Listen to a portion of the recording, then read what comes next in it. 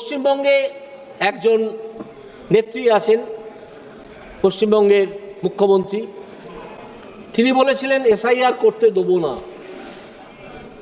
দেখছি তো এসআইআর তো তিনি করতে দিলেন না।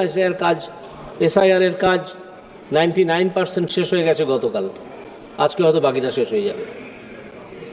কি ক্ষমতা আছে তার, তিনি এসআইআর করতে দেবেন না? কেন এসআইআরকে গালাগাল করছেন সেই কথা চমৎকার উদাহরণ দিয়ে এর আগে বলে গিয়েছেন নিশিকান্ত দুবে। পরিষ্কার জানিয়ে দিয়েছেন যে আপনারা বাংলাদেশ থেকে যত সংখ্যক মুসলিম আমদানি করেছেন সীমান্ত পেরিয়ে, আমি তার সঙ্গে জুড়ব প্রায় 432 কিলোমিটার এলাকায় আপনারা জমিই দেননি যেখানে কাঁটাতার বসানো যেত। সেখান দিয়ে একের পর এক বাংলাদেশিকে ঢুকিয়েছেন। এখানে নকল ভোটার কার্ড, আধার কার্ড, রেশন কার্ড, যা যা কার্ড হয় সব ছেপেছেন। ছেপে তাদেরকে নাগরিক বলে প্রতিপন্ন করার চেষ্টা করেছেন।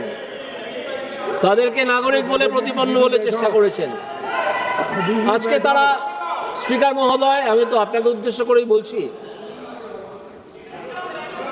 তারা তো অনেকেই স্বরূপনগর বলে একটা জায়গা থেকে পালিয়েছেন। স্বরূপনগর থেকে পালিয়ে চলে গেছেন, যেখান থেকে এসেছিলেন সেখানে আরো পালাচ্ছেন। গতকাল পর্যন্ত ফর্ম ফেরত না আসার সংখ্যাটা দাঁড়িয়েছে প্রায় 60 লক্ষ। আজকে এটা আরো বাড়বে। আপনারা এমন এসআইআর করলেন কিছু ভোট কেন্দ্রে, যে 408খানা ভোট কেন্দ্রকে বলা হতে লাগলো অমৃত ভোট কেন্দ্র, যেখানে জন্মালে নাকি আর মারা যায় না। যেই একজন আইএএস অফিসার গণেশ কুমার সেখানে পাঠালেন বা ইলেকশন কমিশন সেখানে পাঠালেন, সেটা ধাপে ধাপে কমতে লাগলো, কমে দাঁড়ালো 2। কার এলাকায় সবচেয়ে বেশি এই ধরনের ভোট কেন্দ্র ছিল? যে ভদ্রলোকের এলাকায় ছিল তিনি এই সংসদের সদস্য, তিনি 7.5 লাখ ভোটে জিতেছিলেন। সেটা তদন্ত করলে কি বেরোবে তা আমরা দেখার জন্য অপেক্ষা করছি, যেহেতু মামলাটা হাইকোর্টে চলছে। সেই ভদ্রলোকের নাম, আর কত চোরের চামচাগিরি করবেন? চুপ করে বসুন। সেই ভদ্রলোকের নাম অভিষেক বন্দ্যোপাধ্যায়। তার বেশিরভাগ কেন্দ্র